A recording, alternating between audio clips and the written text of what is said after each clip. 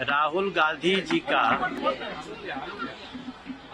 इस समय थोड़ा इलाज की जरूरत है।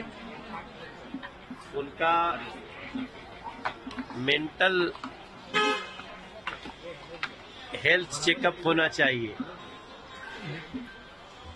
सबसे जो चिंता की बात है कि आप दुनिया भर का जात जानना चाहते हैं और अपना जाति नहीं बताना चाहते हैं, ऐसा क्यों?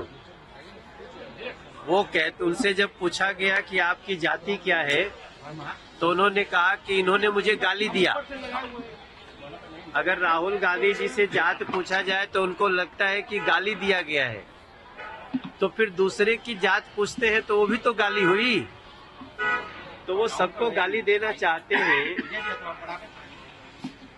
और अपने को उससे बचाना चाहते हैं। तो मैं समझता हूँ ऐसे व्यक्ति का मेंटल हेल्थ चेकअप होना चाहिए।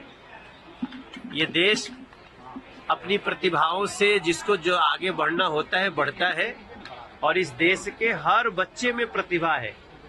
जरूरत है समय पे उस प्रतिभा को तराशने की, लेकिन पता नहीं, चूंकि इन लोगों को इतना दिन से सत्ता में रहने का आदत हो गया था राहुल जी को, कि सत्ता से निकलने के बाद वैसे ही तड़प रहे हैं जैसे मछली को पानी से निकाल दो। पेंशन पॉलिसी सब पास कर दी गई है। इस देश के जितने सरकारी केंद्रीय कर्मचारी हैं, उन लोगों का एक लंबे समय से ये डिमांड था कि हमारा सेंट्रल पेंशन स्कीम को जो पुरानी थी वही लागू किया जाए।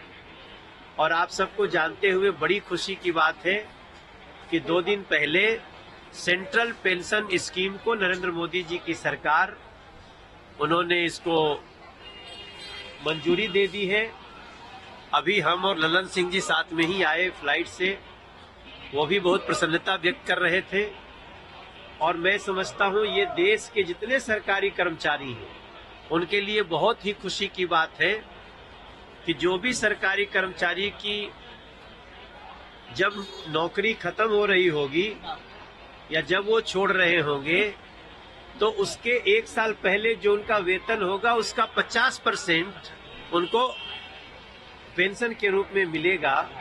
और ये मुझे लगता है देश के लगभग 10 करोड़ लोगों के लिए, 10 करोड़ परिवारों के लिए एक बहुत बड़ा समाचार है। नरेंद्र मोदी जी को धन्यवाद। राहुल की सरकार है, उसके बावजूद भी बिहार में विकास नहीं हुआ है। सभी मामलों में बिहार पिछड़ रहा है। बेरोजगारी, महंगाई और भी कई सारे मामलों को उठा रहे हैं। देखिए, वो तो खुद भी रहे। एक बहुत बड़ा वादा करके तेजस्वी बाबू आए थे कि हम आते ही 10 लाख लोगों को नौकरी देंगे। काफी 2.5-3 साल रहे, तो 2.5-3 साल में कम से कम 5 लाख को तो दे देना चाहिए था, लेकिन 500 को भी नहीं दे पाए।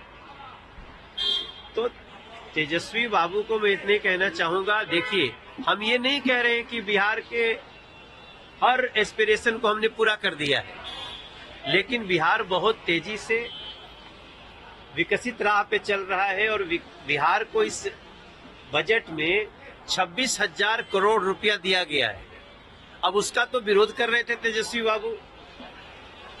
आप अगर विपक्ष में हो के भी बिहार के समर्थक हैं, तो बिहार में जो इस बजट में स्पेशल दिया गया है, टोटल देखेंगे तो करीब 48,000 करोड़ का इसी बजट में है। लेकिन उसकी तारीफ करने की बजाय तेजस्वी बाबू को आदत पड़ गई है केवल विरोध करना है। मुझे लगता है जो बिहार को प्यार करता है वो बिहार के हर बेहतरी को स्वीकार भी